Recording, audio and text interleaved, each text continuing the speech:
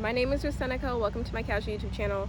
I think I already said that in the video. I've already recorded this video. I talk about eating disorders, body neutrality, my relationship to food after I've gained about 20 pounds due to the fact that I have PCOS, polycystic ovarian syndrome, and how I'm dealing with gaining weight post eating disorder, post body positivity thought, post just like unhealthy habits.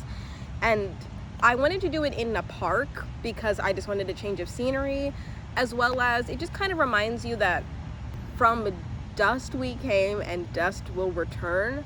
Being outside and just reminds me of my humanity, I feel like, and just reminds me that life is so much bigger than our bodies. So I felt like if I said this in my house or in my car, it would just feel like a restricted space that didn't feel like real, versus now I'm outside and I'm talking about things that shouldn't affect me because I'm like in the world, and the world is so much bigger than like me and my body, you know? I really want to put an emphasis on I gained 20 pounds, and as uncomfortable as I am with my weight and sometimes my body, and looking in the mirror and like seeing extra fat that wasn't there a year ago, I have evolved my thinking into coming into a place of acceptance. Not accepting that I am now overweight for my height, not that, but just acceptance of I'm trying my best to be as healthy as I can. And although this weight is kind of uncomfortable and a little bit unsettling to look at sometimes, I just know that I am pursuing the healthiest, best options for me by getting a nutritionist, by changing my thought patterns, and recognizing my body for the capabilities it has. Today I wanted to just be a little bit more open and real about something that I've actually gone through, and something that a lot of people have gone through and probably have aspects of in their life, which is like eating disorders and eating habits. But also on top of that, the idea of body neutrality versus body positivity, because ultimately I feel like body positivity and anything focused on body just leads more into the idea that like everything should always be positive all the time, which kind of leads into this like unhealthy thought of like toxic positivity, which is just like I should always feel good about my body, and like my body, you know, I don't feel like we should put our bodies at the source of happiness, of positivity, of anything, because it's always going to fluctuate. I wanted to talk about just my relationship with, also I gained a decent amount of weight. I gained about 30 pounds, I think, this past year. Not 30, I think it was maybe 20 pounds because I'm 130.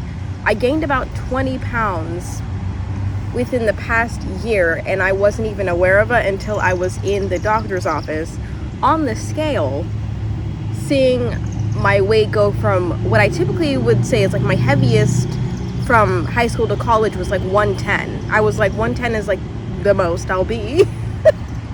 And then just sitting on the scale, seeing that I was 130 really just changed my entire attitude towards myself for months. Isn't it crazy how a number related to your body changes the way that you act, the way that you think, the way that you process things, the way that you, I don't know, just treat yourself. And it's really disappointing because that's not your value as a person. Your value as a person should not be in a number. It should not be your capabilities. It should not be just things that are very external focused. But for a lot of people, a lot of women especially, it is, because we're so focused on like we're so focused on beauty, even though beauty is not necessary. So a little bit of background. When I was in about like the 7th grade or just middle school, I had really unhealthy eating habits because I wanted to be thin. Like I wanted to be stick thin, and I wanted just to like be perceived as more beautiful by my peers, which developed into an eating disorder. I had bulimia for luckily it was only a couple months. There's some people who have bulimia for years, I intentionally made myself throw up so I could be thinner, so I could be perceived as more beautiful. And then after that, like, the mental effects of it, like, you physically go through something where you throw up and you restrict your eating and all of that. But then after that, I just like read an article on Tumblr about this one girl who had bulimia, and then was talking about the like mental and physical effects that bulimia had caused her negatively. And then I just stopped, because she had said that bulimia will make your like teeth fall out, because your teeth, something with your teeth in your mouth will get so weak that they can't sustain like teeth being in there. It'll like ruin something in your stomach. It'll just like really decay your health. So I just decided to stop throwing up, because I just didn't want to go down the path of my teeth falling out. And just like I didn't want my body to be any worse than I thought that it was. Growing up, my parents always let me know that I was beautiful. My mom sometimes will blame herself for the struggles that I've gone through related to my weight, and I just want to say my mother and father never put any pressure on me at all. And I'm so happy I never grew up with a restrictive, externally focused parent. Like, I feel so bad for the people that learn that from home. I never learned that from home. I learned eating disorders and like making yourself as thin as possible and just all the unhealthy bodily habits from media for the most part. As a child of the internet, there's so many pros, but there's a lot of cons as it relates to when you're growing up and you're like just kind of taking note of what's around you.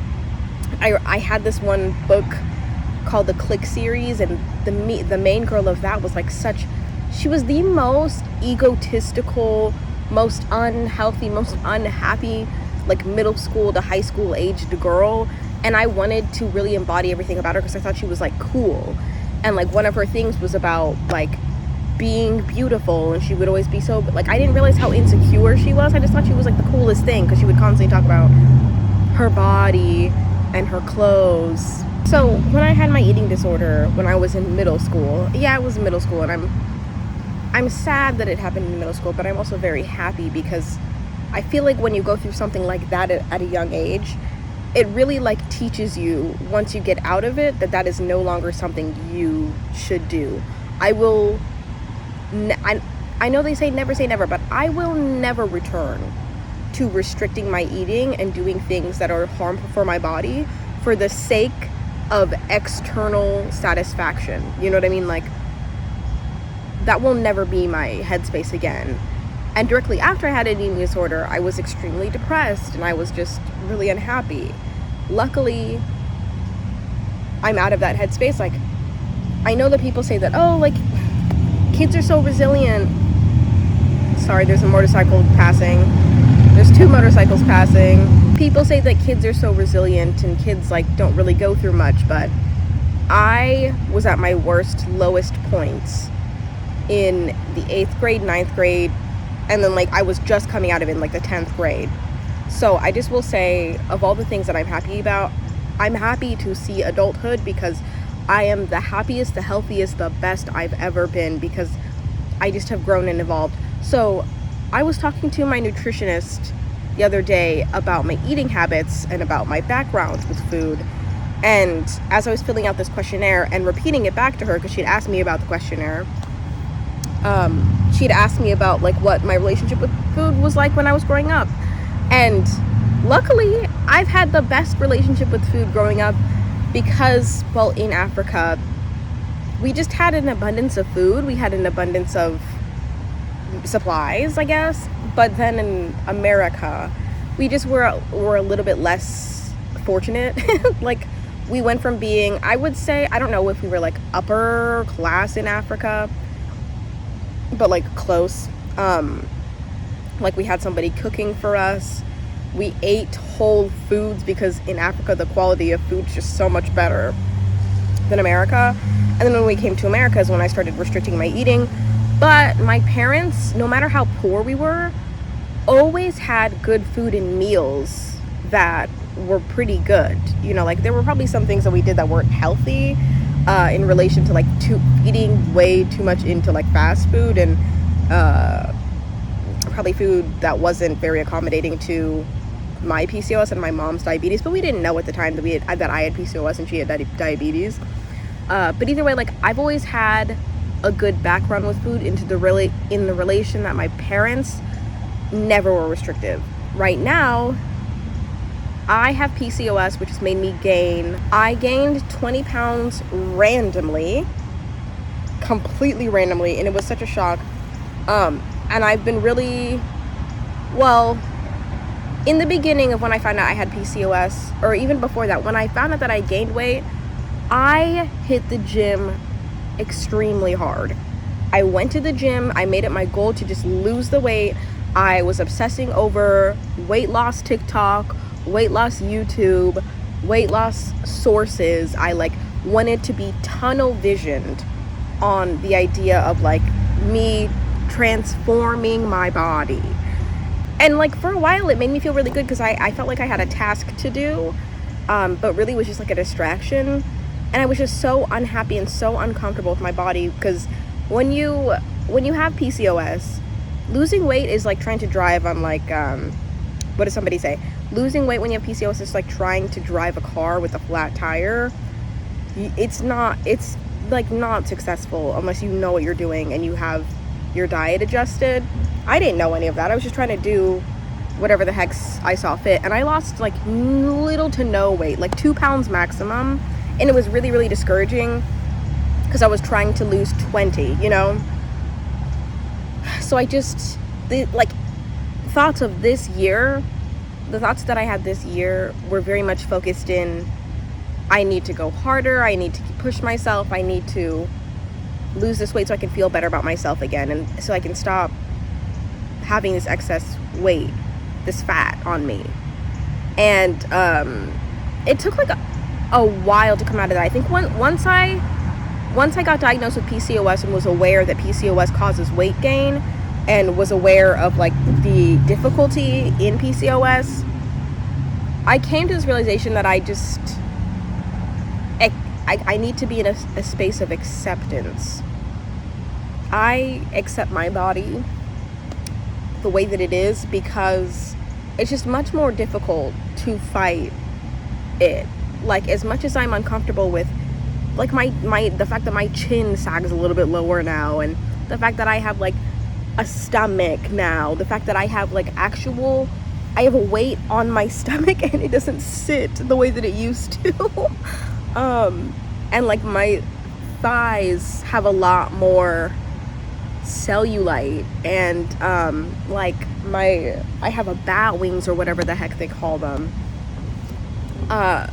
As much as I'm disappointed with that, because I can point it out, I am just I'm so tired of being in a place where I'm fighting with my appearance. I'm so tired of looking in the mirror and like picking out everything I'm uncomfortable with and like sitting down and looking down at my body being like, yikes, that's what we look like today. I need to like suck my stomach in. I'm so tired of putting an expectation on my body that is not realistic for me.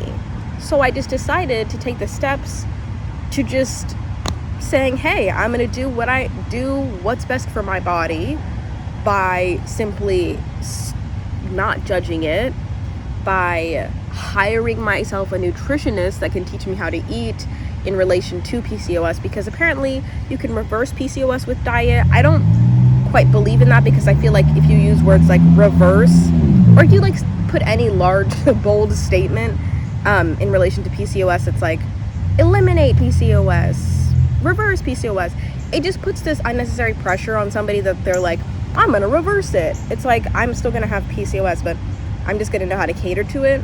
I don't want to reverse PCOS, I just want to know how to manage it. So like my goal right now is to get comfortable with my effort and my capabilities in my body, and not the expectations and the lack of like what my body could be, because I feel like we're all battling that idea of, oh, I could be this, I could be that, I was this, I was that, so I'm gonna chase that. I've been thinking about my body in relation to what it was like in high school, and I'm 23, I'm about to be 24 next week. That is not something I need to be thinking about. How my body looked like in high school. I'm in my 20s. Are you kidding? There's something about chasing the way that your body used to look, or the way that your body could look, that is so unappealing to me that I don't feel like I have the energy to be insecure about it anymore. Because it's like unrealistic. As much as I would like to lose, like this weight that I've just randomly gained, and I would like to be comfortable with my body at all times, I am so much more thankful for the things that my body can do, as opposed to the things that my body like can't be, and like can't or shouldn't look like, can't or should look like. And I would just hope that for everybody else.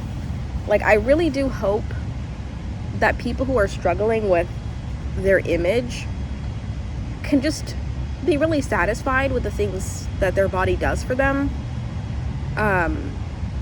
Like,